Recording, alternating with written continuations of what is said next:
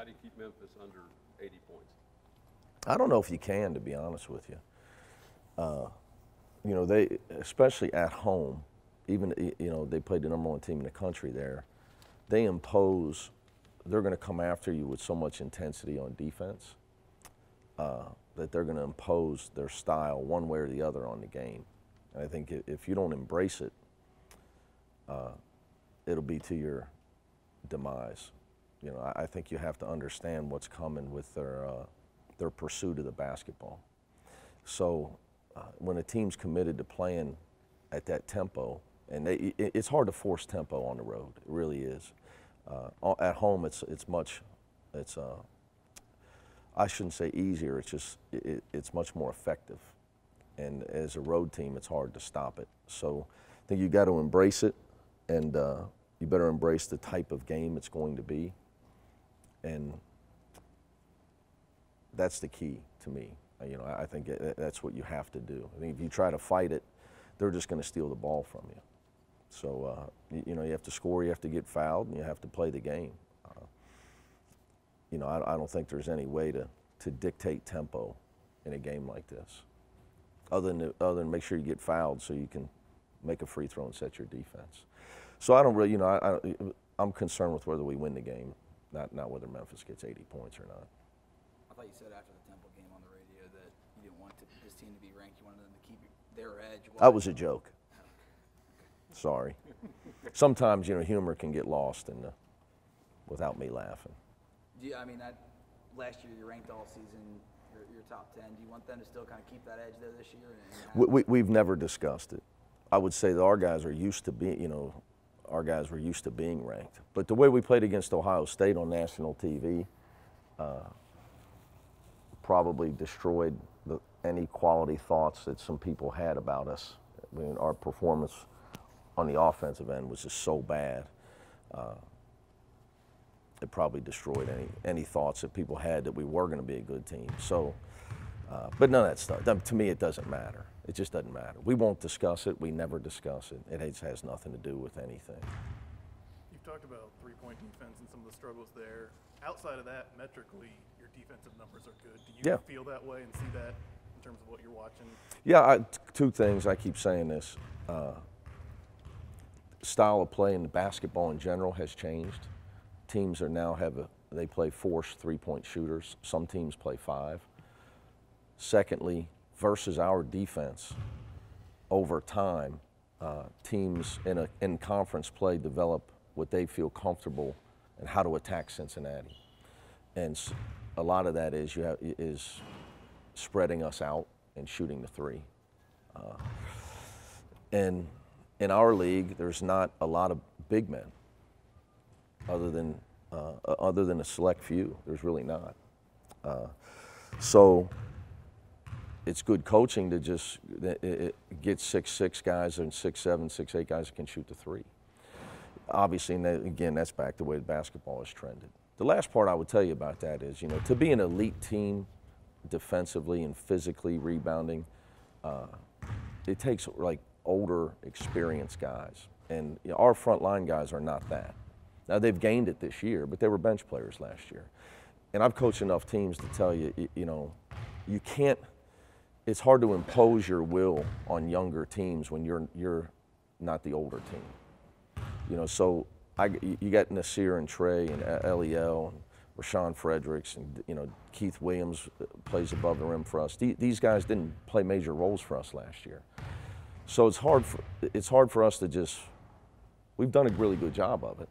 But like I said, you know, I knew defensively would be a challenge for us, because just to be able to snuff a team out as a veteran, older team is a hard thing to do, unless you're a veteran, older team, which we are not. So the last part, that three-point defense is that's it. Scouting report, all the above, all the above. But I would say, you know, trending, you know, ebbs and flows of shot making too. So in our last 5 games, teams have made 5 percentage points less than our first 4 league games. And, you know, again, strategy of how to attack us. You have to feel like you're on the wrong end of the averages, just looking at the numbers, the way teams are shooting.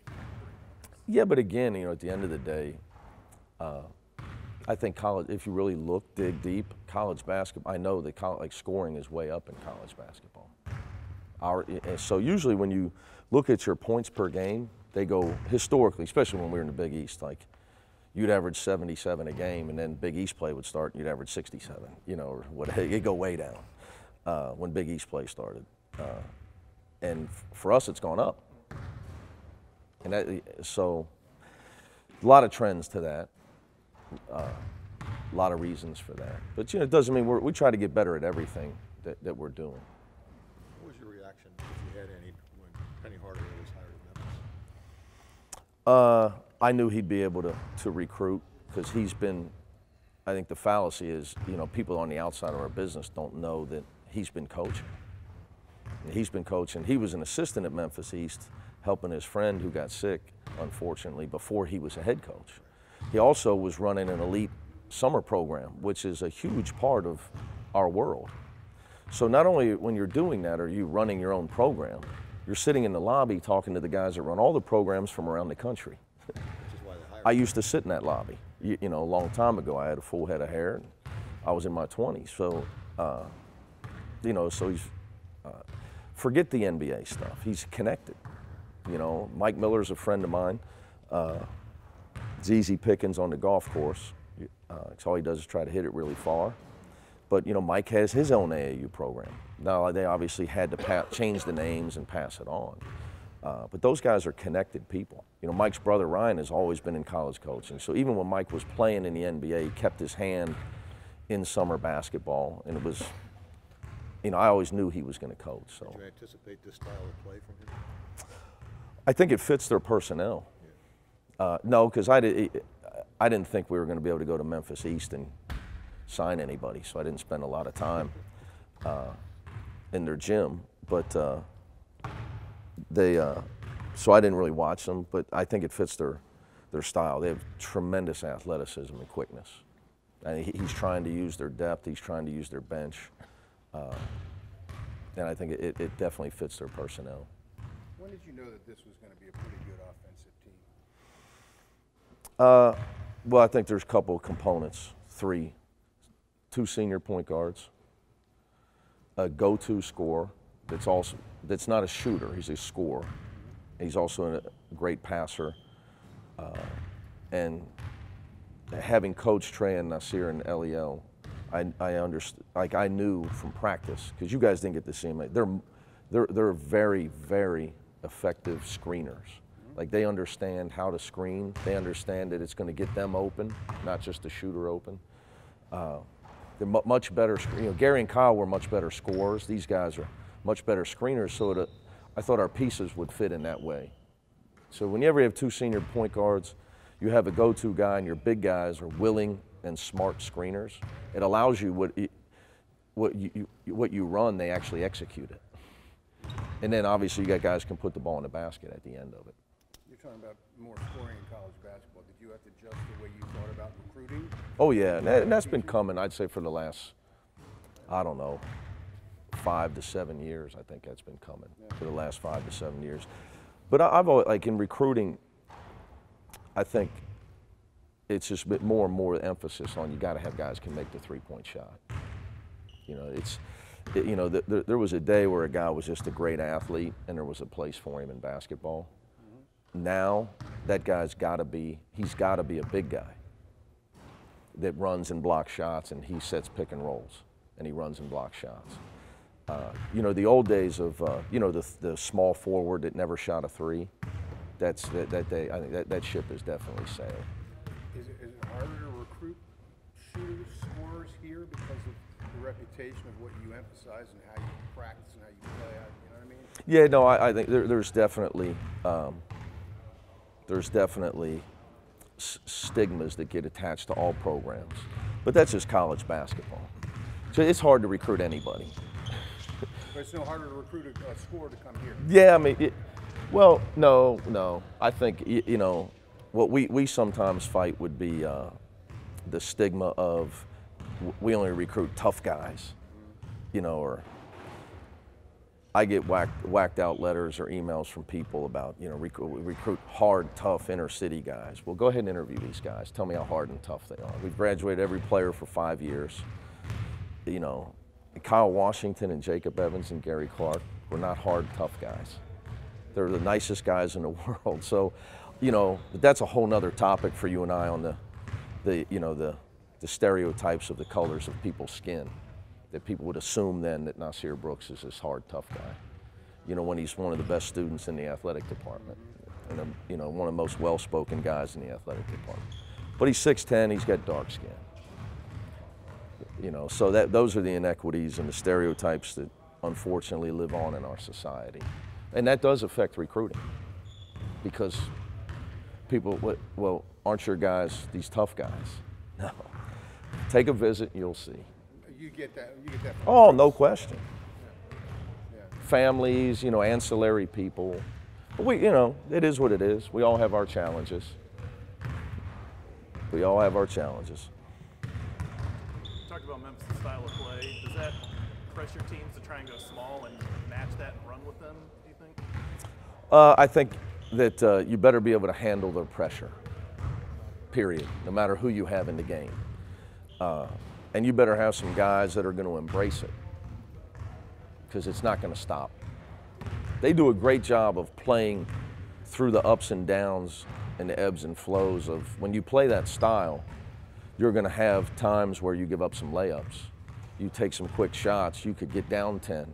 They do a great job of, they just continue to come after you. You know, they really do a good job of that. So the game is not over against them till the clock hits 0. And that they play some really long games with a lot of possessions. So whoever is embracing the pressure and taking care of the ball, and you got to do a great job also of dealing with their speed on offense. They have a lot of guys that can make plays. They have great speed with the ball. You say embrace it? You mean embrace the tempo? You have to embrace it. Embrace the pressure? What do you mean? It's just not going to stop. Like some player, it's not going to stop. Like you can't just think that, okay, well, we got the ball over half court. Now they're going to go back and play defense the way 80% of the other people play defense. No, they're still going to try to get up after you, especially at home, and get a deflection. You know, they go after the ball. And it's just not going to stop. Like you can't. And if it's annoying you, and you think it's just going to stop, I got to take that guy out. So we got to get guys in the game that are like, hey, let's play. They're coming after us. We got to go after them, and we got to play some ball. You know, like it's not going to be. The game's not going to be 62 to 60. I mean, I would be in shock if it was. They seem to have a ton of hometown guys there. Always have. Larry Finch. I mean, is it that area? Larry Finch is a player. You're probably saying as a coach. Yeah, exactly. It's always been a great basketball city. Memphis has always been a great basketball city. Always. You know, I think the tournament being there is great. Although, you know, if you have to play them, I won't feel that way. But their fans, you know, it's a basketball town. I mean, very few places in our country do they support a pro team and a college team at the level they do in Memphis. And it filters all the way down. They've always had great high school programs. They've always had great basketball in that town, always. And ribs.